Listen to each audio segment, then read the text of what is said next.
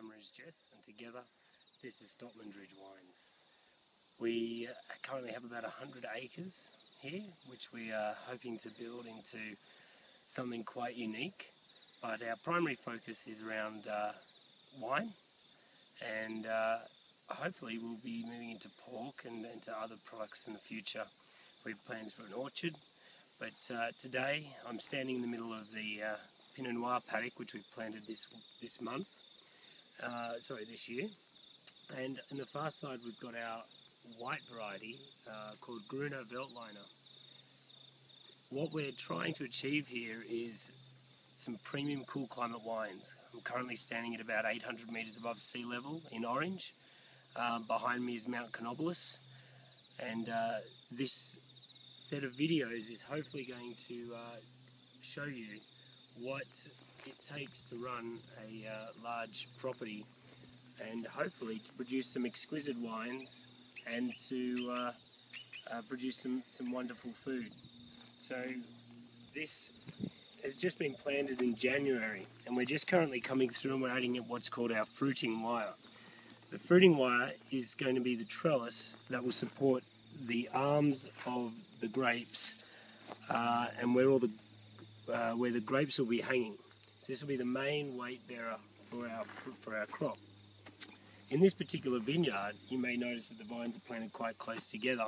This is something we've done very deliberately, and it's something I think that might work quite well. It's a unilateral design that we're going to. So instead of having a vineyard grapevine going both ways out on left and right, this one is all going to go to the right, which should hopefully allow us a little bit more control with the quality of our fruit.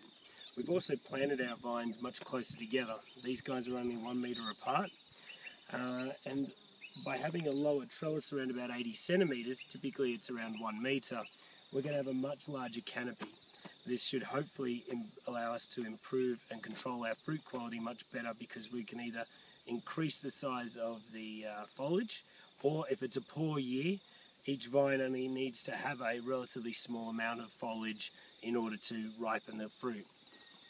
So one of the wonderful parts about working here in Orange is our wonderful soil. If you can tell, it's very dark, rich, red loam or basalt soil here. So at the moment it's quite dry. We haven't had rain for a little while, and that's why we do have irrigation pipe. But we're hoping to produce wines that are very distinctive and typical of this kind of soil as well. So what we can also try and do is here we've ripped the soil down to about 1 metre, and this has left it nice and fluffy, and we've ploughed the rows up before planting. So as you can see, we don't have too many weeds, but we try and keep the mid rows quite low, and as you can see, most of the grass here is relatively low at the moment. We're trying to give these vines as much of an opportunity to survive as possible. A great example of what some of the vines can do in a year. These guys were planted dormant in November, and the wood is already starting to lignify. This wood here, which has gone brown, is now setting itself up for a winter, and come the new year, this is where the new buds will come from. And these guys, not this year, but next year, once they produce wood, will be trained very similar to this.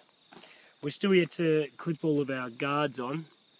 The guards will help them grow nice and straight up towards the wire, but they also create a microclimate that allows them to perform quite well.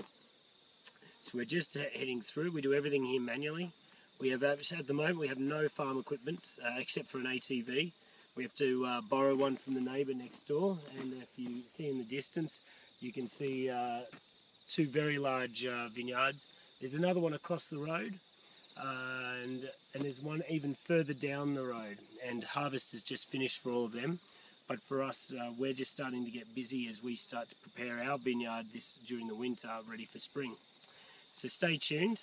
Jess will probably be doing some cooking along the way. I'm going to be tasting some wines from other vineyards in Orange, but probably mostly from around the world, to try and see if we can't figure out what makes orange so great, but also what inspires me as a winemaker to produce wines of certain styles, and hopefully I can pass some information on to you guys. If you've got any questions, you should feel free to let us know. There's going to be a comment section underneath this, and we're also going to ask a question. So currently we have 8 hectares here that we're ready to plant. We've planted 2.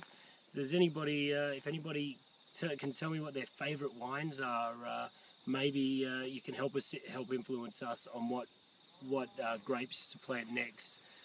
We've got lots of land. We're only looking at about 10 hectares here, and we've got another 30 hectares still to use. So we're hoping to share our journey with you.